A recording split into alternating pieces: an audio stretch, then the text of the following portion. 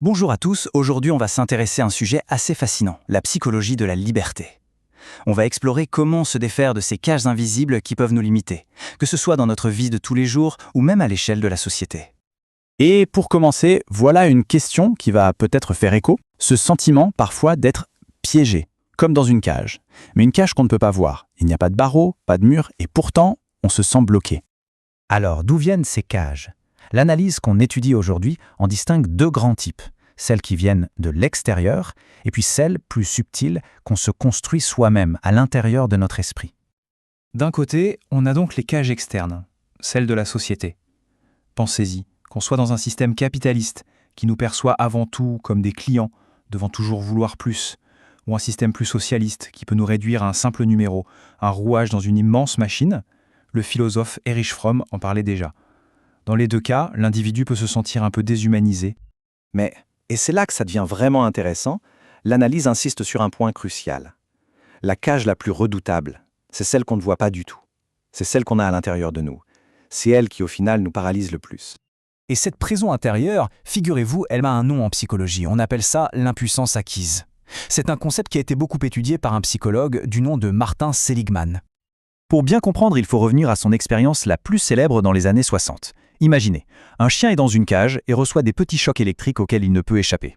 Au début, il se débat, il essaye tout. Puis, petit à petit, il abandonne. Il devient passif. Et le plus fou, c'est la troisième étape. Même quand on ouvre la porte de la cage, le chien ne cherche même pas à sortir. Il reste là. Il a en quelque sorte appris que ses efforts ne servaient à rien. Il a intériorisé son impuissance. C'est une image forte, non? La porte est grande ouverte, mais on reste à l'intérieur. Pourquoi? Pourquoi est-ce si difficile de s'enfuir quand on en a l'occasion? Eh bien, la réponse se cache dans un paradoxe psychologique assez contre-intuitif. Ce paradoxe, c'est ce que la source appelle la loi de l'effort inversé. L'idée est simple. Quand notre volonté, notre désir de faire quelque chose entre en conflit avec notre imagination, surtout une imagination remplie de peur, eh bien c'est toujours l'imagination qui gagne. Pire encore, plus on essaye de forcer les choses avec notre volonté, plus on donne de la force à cette même peur. Prenons un exemple tout bête pour que ce soit bien clair. Imaginez une planche de bois, assez large, posée par terre dans une pièce. Marcher dessus? C'est facile, on n'y pense même pas.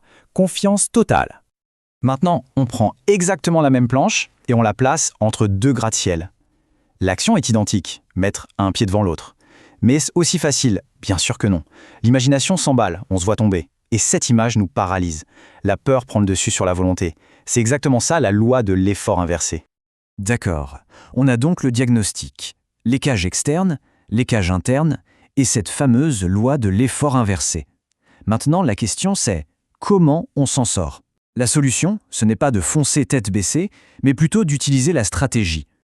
Et pour cela, la source va chercher l'inspiration très loin, dans un grand classique de la stratégie, l'art de la guerre de Sun Tzu. Ça peut paraître surprenant, mais les leçons sont incroyablement pertinentes pour nos vies. On peut en tirer 4 grands principes pour nos propres batailles. D'abord, bien choisir ses combats. Tout ne mérite pas notre énergie. Ensuite, se connaître soi-même et connaître son ennemi, c'est-à-dire comprendre nos failles, mais aussi ce qui motive l'autre. Troisièmement, toujours laisser une porte de sortie. Un adversaire acculé devient dangereux. Et enfin, le timing. Savoir quand agir et quand attendre. Bref, l'idée, c'est pas de se battre plus fort, mais plus intelligemment. Mais attention, toutes ces stratégies, ce ne sont que des outils. La véritable clé pour se libérer, c'est autre chose. C'est de reprendre le contrôle de notre propre histoire, de notre récit personnel. Et pour illustrer ça, il y a une histoire vraiment marquante. L'histoire de deux frères.